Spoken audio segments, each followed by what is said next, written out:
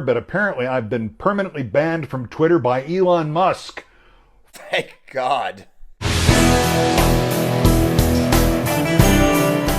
Pretty sure. Gotcha. What's your name?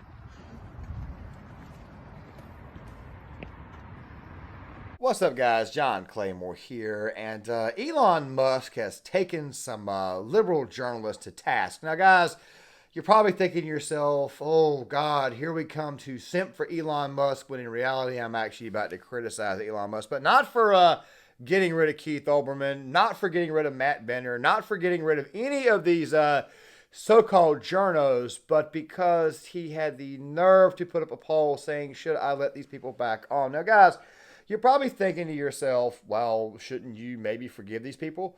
Well, it's a little bit deeper than you might think. You see, guys, I wanted to give this story an additional day to kind of marinate a little bit before I spoke about it, especially here on Friday, because this is not really so much about Elon Musk suspending or nuking certain accounts. It's more about it's more of a cautionary tale of what may start happening here in the near future. So, guys, you might want to go ahead and get ready for it, and I will explain it here. But let's go ahead and get into the background of this first. So, Elon Musk the other night was with his family, and there's this certain page which has also been suspended called Elon Jet. And what it does is it tracks Elon Musk's movements. Of course, these are here the movements on his private jet.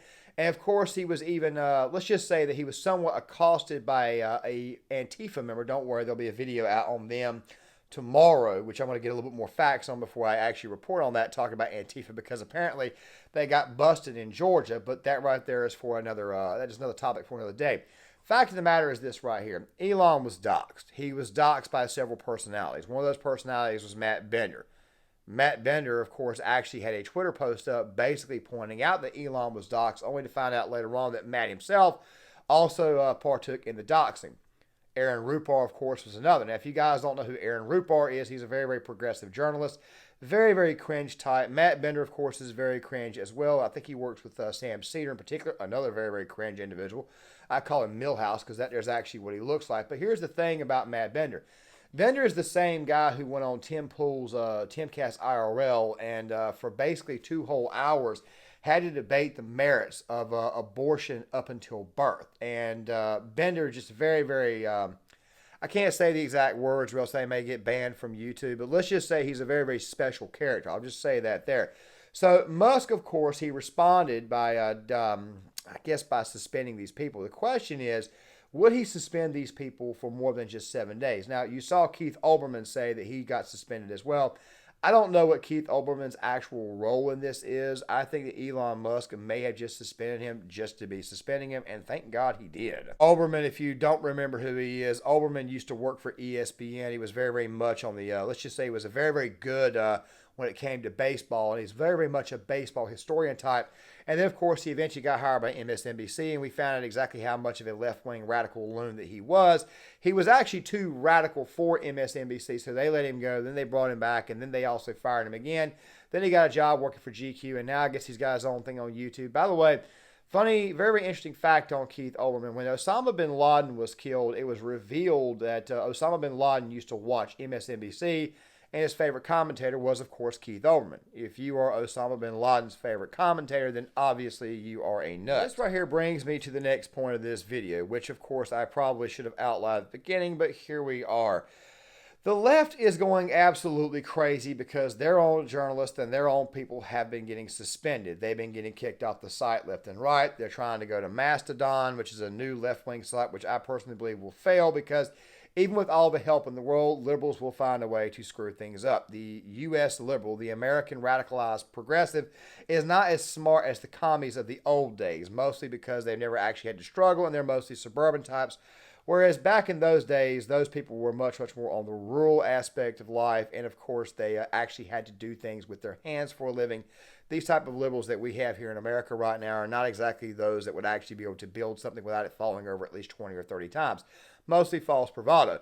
But let's go ahead and leave it to the progressives on CNN. Now, guys, 2 separate clips here talking about Elon Musk. And, of course, CNN is now saying that they are reevaluating their relationship with Twitter. What the free press, what the future of the free press on Twitter looks like. You know, are news organizations going to stand by as the reporters are just, hastily banned without explanation? CNN is saying it's going to reevaluate its relationship with Twitter based on the response it gets. I want to read you the full statement, Allison. Please. It says, the impulsive and unjustified suspension of a number of reporters, including CNN's Donnie O'Sullivan, is concerning but not surprising. And it goes on to say Twitter's increasing instability and volatility should be of incredible concern for everyone who uses Twitter. And then it goes on to say, we have asked Twitter for an explanation and we will reevaluate our relationship based on that response. And I think it's so important to point out that Twitter really needs or really relies on news. I mean, that's what's the kind of the lifeblood of and Twitter. Journalists. Current events. I mean, they're all on. I think a lot of the Twitter files, I mean, more transparency is great. I think Donnie and I would have loved to receive a cache of files exposing or revealing our email address. I bet you would. Yeah, we would. Slide into our DMs, Elon, with the files, please. I think the problem here, though, is that Elon Musk is effectively serving as a gatekeeper for this information. He is not giving it to newsrooms. He is giving it to hand-picked journalists who are then agreeing to the condition, at least one condition, of tweeting out the files instead of posting them in news stories. So I think that's not the spirit of free speech. No. So doxing a man's family, you know, revealing the details of where he lives, where he's going to be at, isn't a strong enough reason to suspend people from Twitter.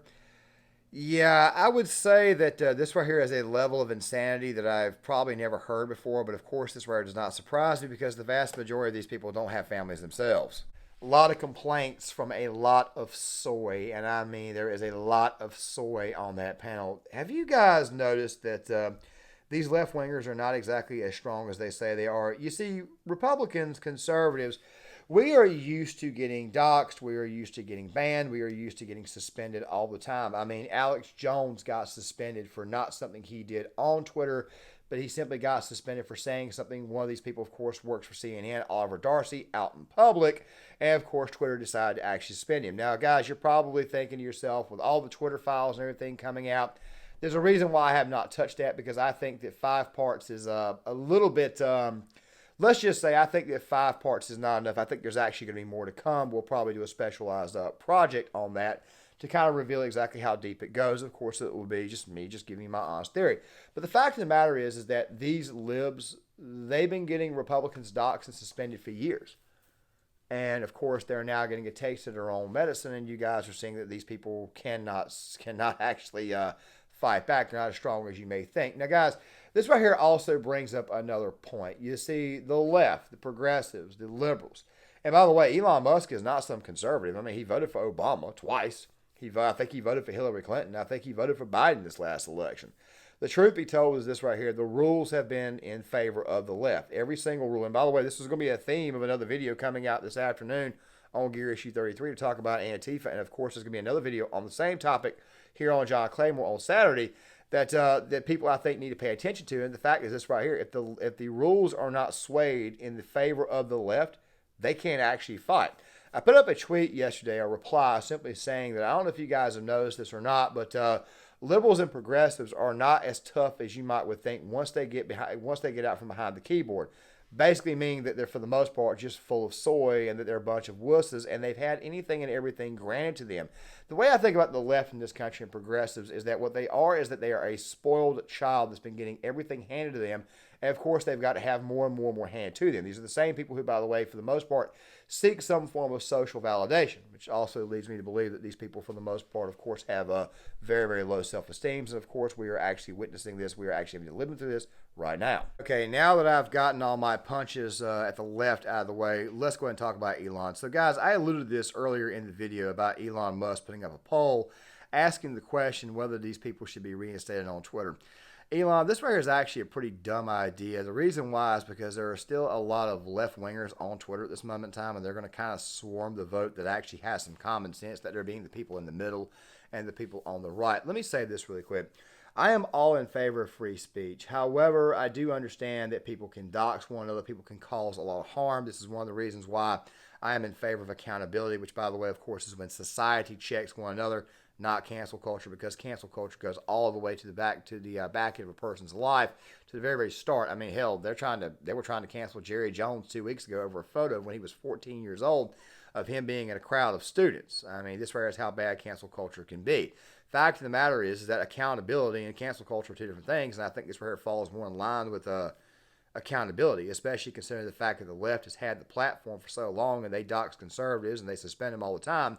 And of course, you guys are seeing how they actually act when they actually get suspended. You're also not helping curb the behavior, because the only thing these people are going to do is come back up here and do this crap again. And it's probably going to be 10 times worse.